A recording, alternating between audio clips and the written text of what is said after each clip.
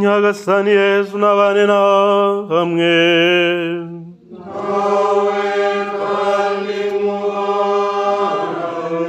Amagambo yo mu Ivanjiri ntagatifu ko yanditswe na Mariko.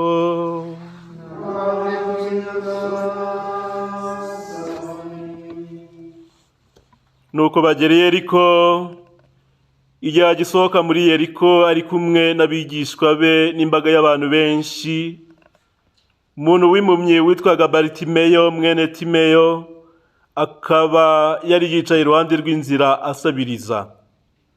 Yumvise ko ari Yesu w'i Nazareti, atera hejuru ati, Yesu mwana wa Dawudi mbabarira. Benshi baramucyaha ngo aceceke, ariko we arushaho gusakuza ati, mwana wa Dawudi mbabarira. Yesu arahagarara aravuga ati, nimumuhamagare. Bahamagara iyo mpumyi, barayibwira bati, humura, haguruka, dore araguhamagaye. Ajugunya igishura cye, ahaguruka bwangu asanga Yesu. Yesu aramubaza ati, urashaka ko ngukorera iki? Impumyi iramusubiza ati, mwigisha mpa kubona. Yesu aramubwira ati, genda, ukwemera kwawe kuragukijije. Ako kanya arahumuka maze akurikira Yesu. Iyo ni Ivanjiri ntagatifu.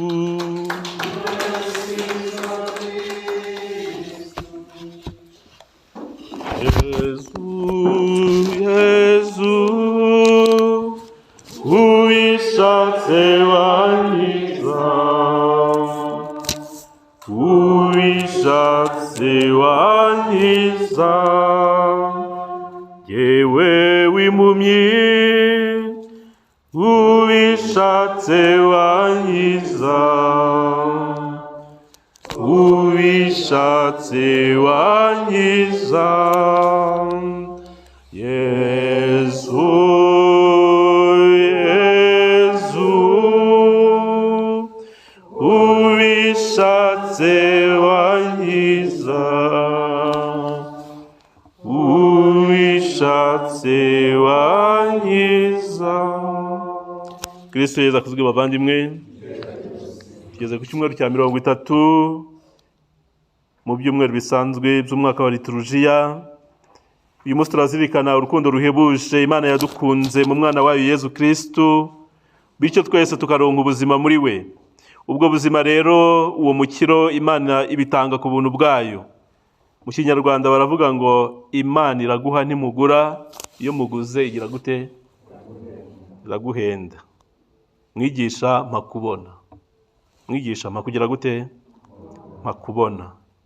Bajya bavuga ngo uwariye umwenda w'inkuba ahora atuniye amaso hejuru. Uwariye umwenda w'inkuba ahora atuniye amaso hejuru. Mu by'ukuri igihe tutarashobora gusubiza urukundo Imana idukunda, duhora nyine turi aho ngaho dusa nk'abari mu mandazi.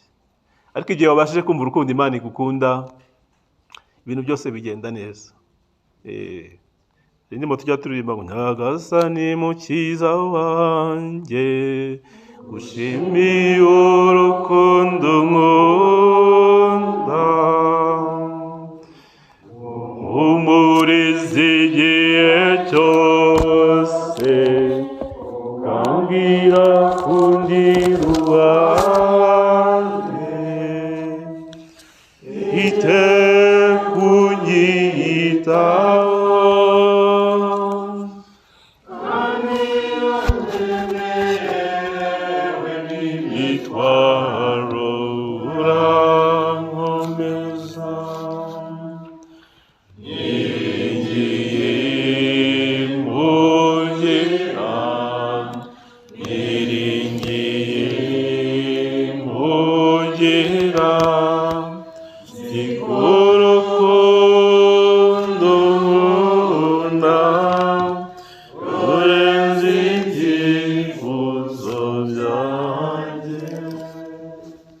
amasomo twumvise uyu munsi, isomo rya mbere ni Ivanjiri, byagiye bitwereka impuhwe z'Imana. Ndetse n'isomo rya kabiri barandikiye Abaheburayo, nabwo hagenda hagaragara impuhwe z'Imana n'urukundo rwayo. Mu isomo rya mbere ubundi baratubwira Uhoraho ukuntu azagarura umuryango we i Siyoni. Uhoraho avuze atya, nimuvugirize Yakobo impundu z'ibyishimo, nimwakirane amashyi y'urufaya umutware w'amahanga, nimwiyamire mwishime mugira muti Uhoraho yakijije umuryango we agasigisigi ka Isiraheli. Nzababana mu gihugu cyo mu majyaruguru, mbakoranye mbakuye mu mpera z'isi. Muri bo hari impumyi, ibirema, abagore batwite n'abaramutswe, bose bagarutse hano ari imbaga nyamwinshi. Haleluya. Hari impumyi, hari abagore batwite, hari abacumbagira, mbese ni abantu b'ingeri zose, bagarure i Siyoni. Kristo Yesu akuzwe. Kugira ngo ahangaha muhita mwumva urwo rukundo rw'Imana. Igihe twagiye kure y'Imana, igihe twagiye mu bidashimisha Imana, tuba twabaye abanyamahanga. Imana tuba twashyize ku ruhande, tugahitamo ibigirwa Mana. Hari amafaranga, hari akazi, hari ibintu byinshi cyane bituvana muri mudu y'iby'Imana. Ahangaha buri wese yakisuma akavuga ati ese ndi mu Mana gute? Ku ijana ndi kuri kangahe? Usanga uri munsi ya 40 hasi, nakanje kuvuga ati Nyagasani mbabarira kubera ko ndi umunyabyaha. Babarira kubera ko ndi impumyi, ntago mbona. Kubona nyine baba bavuga ushaka kubukanuye gutya, Yezu mpa kubona irampumyi. Batubwira ko yari impumyi nyine, ariko se wakibaza n'ubuhumyi bw'umubiri n'ubuhumyi bw'umutima. Bari Timeyo mwene nde? Timeyo. Yarafite igishura ngo nuko amaze kumukiza, amaze kubona yajugunye igishura. Icyo gishura wakibaza ni igishura kiki? Ni cy'ubwirasi, yego, ni igishura cy'ubwibone, ni igishura cyo kujya mu kazi cyane ukibagirwa iby'Imana, ni igishura cyo gushyira Imana ku ruhande. Rero icyo gishura turasabwa kugira gute? Kukijugunya. Ntabwo wabahuye na Yezu. Yezu amaze gukiza, gukomeze kwambara kiriya gishura. Yego. Mwana byumvise mu isomo rya kabiri, muhereza bitambo mukuru, Imana imuhitamo mu bantu, nawe akaba ari umunyabyaha, agahongera ibyaha bye ndetse n'ibyiki n'iby'imbaga. Byasakamiro ry'imbabazi. Twakuza guhurana na Yezu Kristo kugira ngo abashe kutwegera, abashe kutugirira neza. Mwabyumvise. Navuga ngo amasomo twumvise uyu munsi yujujwe. Ntago yujujwe. Amasomo twumvise uyu munsi yujujwe. Ebwe Imana yaduteguriye uyu munsi kugira ngo iduhe impano. Iyo mpano mwayakiriye. Yaduhaye Imana ikomeye cyane. Ibyo twize n'amasomo twumvise uyu munsi byose byagize gute? Byahuriranye. Kandi nta numwe wabigizemo uruhare biteguye. No kubera iki? No kubera Imana. Bene data ngo no kubera Imana. Hari kuntu abantu bajya gutya bagashyingirwa rwose, ukabona umuntu yashyingiwe nyine ibitangaza byaje no kubera Imana. Ngo padi ngo no kubera Imana badi. No kubera iki? Uyu munsi Yesu arashaka kugira gute? Kuguhumura, arashaka kubona, arashaka guhumura umuryango wawe, arashaka guhindura ibyanze kugira gute? Ibyanze guhinduka. Kandi Yesu arabishoboye neza cyane.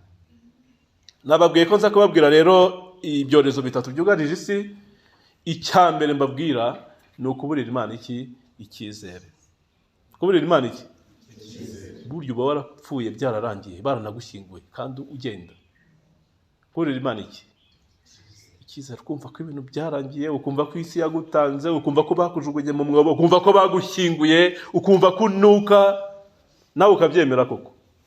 Sosiyete ni kushyingura, nawe koko ukumva ko washyingura mu mva, uburi hehe? Uburi mu mva da, mubeshye se? Ariko sosiyete ni gushyingura, wowe ukomeza kugira Imana icyizere, ihindura ibyanze kugira gute? Guhinduka. Ngo no munsi yazerigize gute? Gakora. Ako kantu rero ni mutagatifu Tereza w'umwana Yezu wakavuze, kuburira Imana iki? Icyizere ni kimwe mu byorezo n'ibyago byugarije isi. Ndabeshye? Reka mbabwire akantu kajya kababaho mutazi ko ari keza. Nkababwire. Wari wajya gusenga ukarira, amarira agashoka.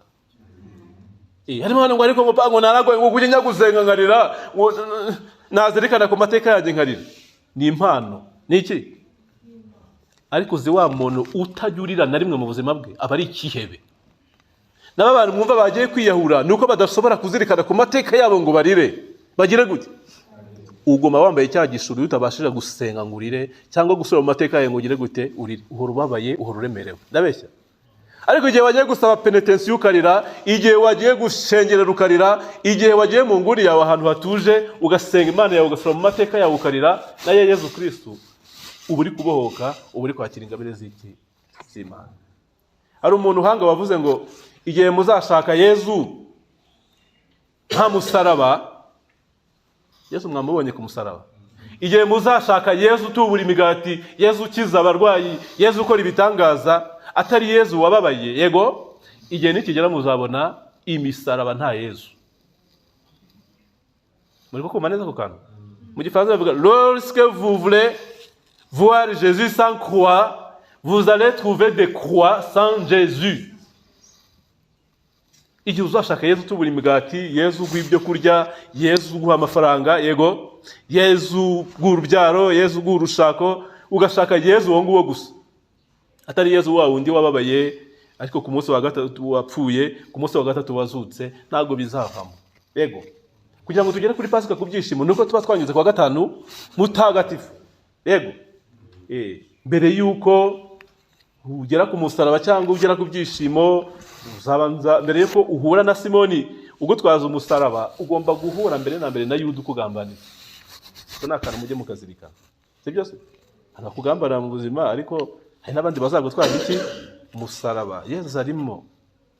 Ntitugajyeho dushaka Yesu tubura imigati, Yesu wa wundi wakoze ibitangaza n'ibiki byose, tujye kumva ko ari na Yesu wababaye. Nanjye rero nimbabara nzishyira mu kigwi cyande cya Yesu nka Mutagatifu Veronika twabonye uyu munsi, agaha kamwe kagiye akababara, ariko Yesu yabimubwira akakakirana ibyishimo, kandi bikazarangira Yesu amuhaye ubuzima bw'iteka no kubana nawe ubuziraherezo. Icyorezo cya mbere rero ni ukuburira Yesu iki? Icyizere. Yesu tumwereke ubuzima bwacu rwose, tumwereke ibitugora. Ni Yesu uhindura ibyanze kugira gute guhinduka. Yesu wahumuye yarampumyi, uyu munsi nanjye ndi impumyi ku buryo bumwe cyangwa ubundi, nanjye Yesu nazagire gute? Ampumure, kugira ngo mbashe kwitangira ingoma ya Yesu hano kuri iyi si. Cyane cyane mo hano umwanya mushimira ko yangize uwo ndiwe muri kiliziya, ubutumwa nkora nkabukora neza, n'igihe nabukoze nabi Yesu ajya mbabarira kandi ampa imbaraga byose bigende neza. Icyo si icya mbere. Icya kabiri nacyo gishamikiye ku icyo ngicyo, muri iyi si turimo abantu basigaye barihaye kwigira intungane. Kwigira iki? Kumva ko mugenzi wanjye ari we w'ikiwerewera, ari we w'igihwatete. Igihwatete murakizi? Muzi icyo ari cyo? Igihwatete ntabwo mukizi? Mu Kinyarwanda igihwatete ni isaka ryazamutse ariko ridafite ihundo, donc ridashobora kwera imbuto, bakita igihwatete ubundi. Nkanjye navutse kera nyine murumva karakomeye. Nicyo ishaka ryazamutse, niwajya muribona mu murima ritegeze rizana ihundo, ridashobora no kwera imbuto nyine ngo ubone isaka nyine rizavamo igikoma cya, ni igihwatete. Umuntu rero akumva ko mugenzi we babana bicaranye bakorana ari we wiki w'igihwatete. Njyewe ndi intungane Mana, ariko Mana ko sanga umuntu nyine yifata neza, kuba nifashe neza gutya, kuba nambaye neza, kuba nagondetse ijosi, nibyo bivuga ko ndi intungane? Ahubwo umuntu nyawe wundi Yesu yagiriye neza ni wundi wumva ko ari munyabyaha, akumva ko akeneye impuhwe z'iki? Akeneye impuhwe z'Imana. Yego, ako ni akantu gakomeye nako kwasigaye karugarije iyi si. Abantu rero bagasigara bumva ko ibintu rwose ari byiza kuri bo, ahubwo kuri bagenzi be ari bo babidogereye, byacitse, nta mahoro, nta byishimo, ntaki. Ako nako rero kari mu bintu byugarije iki? Ikibi gituruka ku bandi, ntabwo gishobora guturuka hehe? Iwanjye. Icya gatatu ni uko abantu bikuza aho kugira ngo bakuze Imana. Kwikuza aho kugira ngo dukuze iki? Dukuze Imana. Nkumva ndi hejuru. Mu Gifaransa bavuga ngo la parole de Dieu ne se médite pas à poitrine gonflée mais à genoux.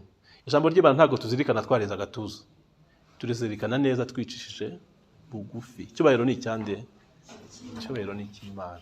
Twanabyumvise mu isomo rya kabiri, Padiri umuherezabitambo ibyo ntabwo ari we wabyihaye. Yabihawe nande?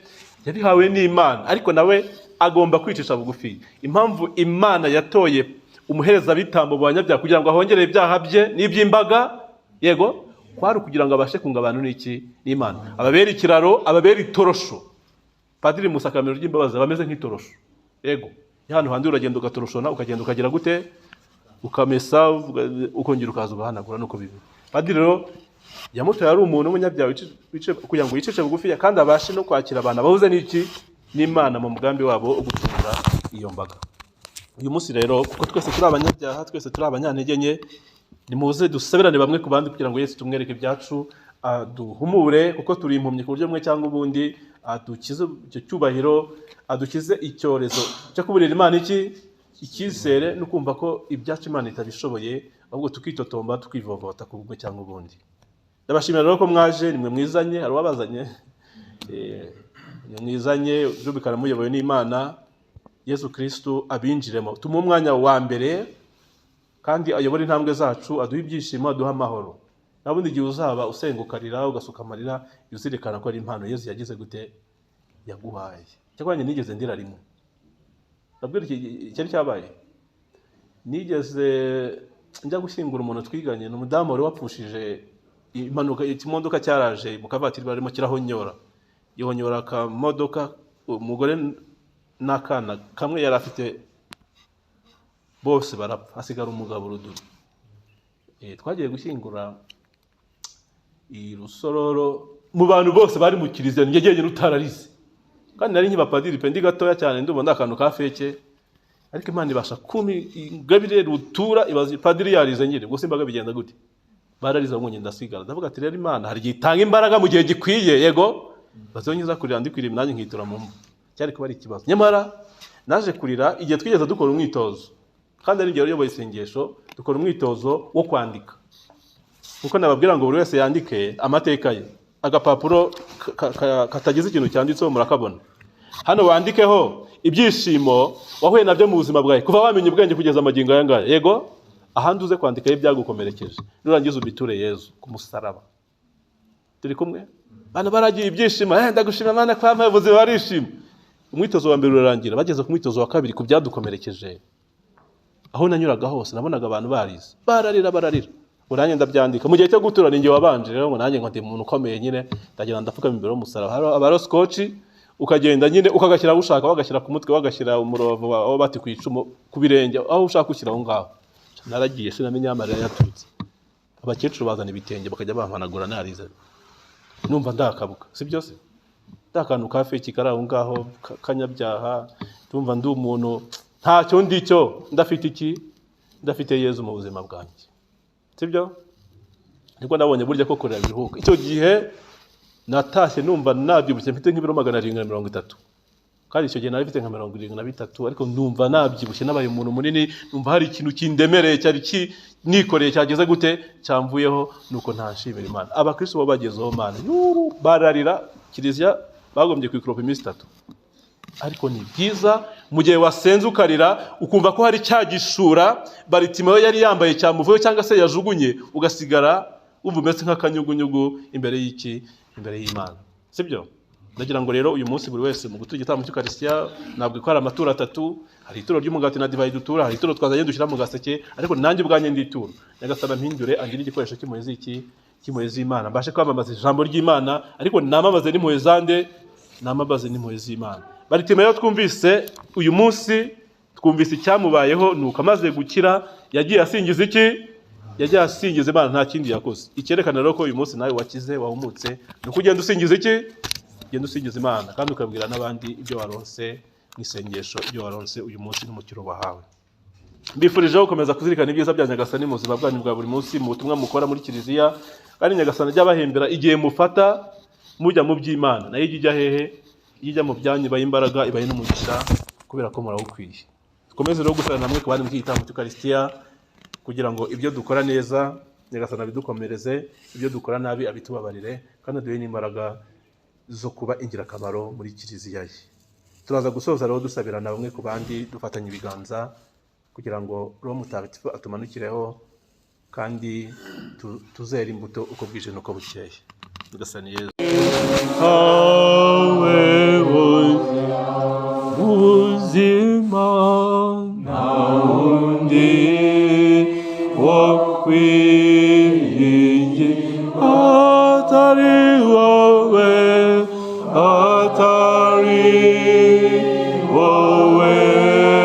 Yesu nta wundi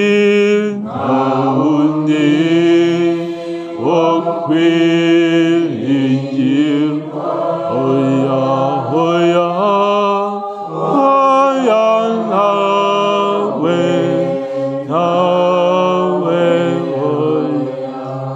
ubutumwa nta wundi wo kwiringira atari wowe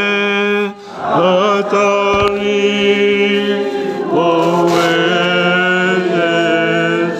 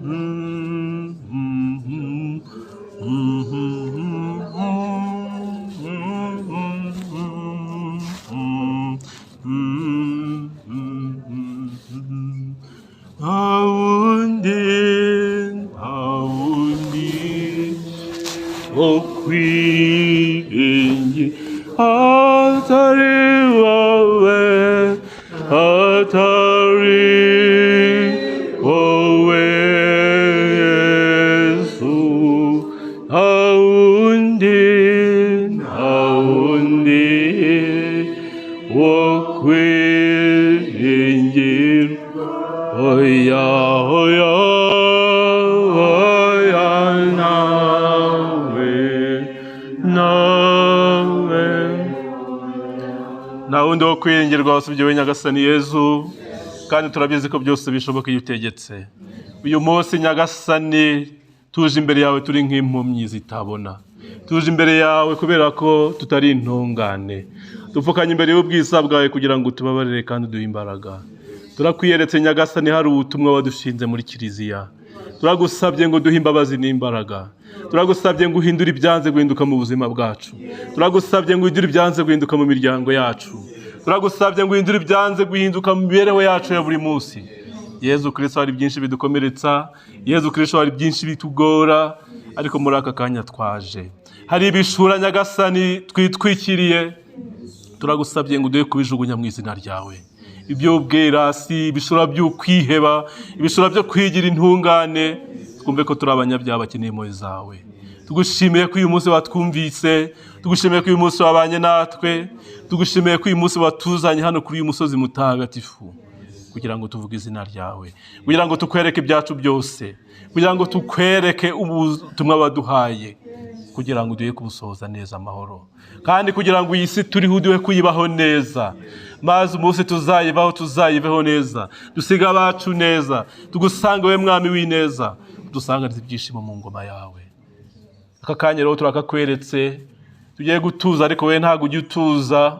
Ukomeze ubane natwe, ukomeze uyobore intambwe zacu, ukomeze uhindure ibyanze guhinduka, ukomeze uduhe ibyishimo n'amahoro, ukomeze uduhanagura amarira, uturinde icyago n'ikibi, uture mu mitima yacu. Turagukinguriye, ngwino uture mu mitima yacu. Mwanzi sekibi n'abambariye turabirukanye, ngwino ukize uburwayi butandukanye, ngwino uhumurize abihebye, ngwino utubere igisubizo cy'ibibazo byacu. Hari benshi Nyagasani bahangayitse, hari ababajwe Nyagasani n'urubyaro, hari ababajwe n'urushako, hari ababajwe n'abaturanyi, hari ababajwe n'inzangano, hari ababajwe n'ibi bihe turimo. Nyagasani byose urabibona, kandi ntacyo tuguhishe. Uze wisanzure mu mitima yacu, uze wisanzure mu buzima bwacu, maze utugirire neza. Tweretse imishinga ya buri wese uri aha ngaha, abafite umushinga wo gushinga ingo, abafite umushinga wo kugukorera amanywa n'ijoro, abafite umushinga Nyagasani wo kwibera muri wowe, bose buri wese turamukweretse. Usura umutima wa buri wese uri aha ngaha, hari ibyo atinyutse kuvuga, hari n'ibyo atavuze, ariko byose urabirora kubera ko urumugira neza, urabirora kubera kuri Imana. Reka rero tukwiringire Nyagasani, uzudufata ukuboko waturekura twagwa, bino duhe imbaraga, uduhe buri kimwe cyose, kugira ngo twamamaze inkuru nziza y'umukiro, kandi byose mu bwicisha bugufi uko nawe wabitweretse. Urakoze Yezu, urakoze Yezu, amen. Urakoze Yezu, amen. Urakoze Yezu, amen. Haleluya, amen. Ukudukunda, amen. Ukudukunda, amen. Ukudukunda, amen.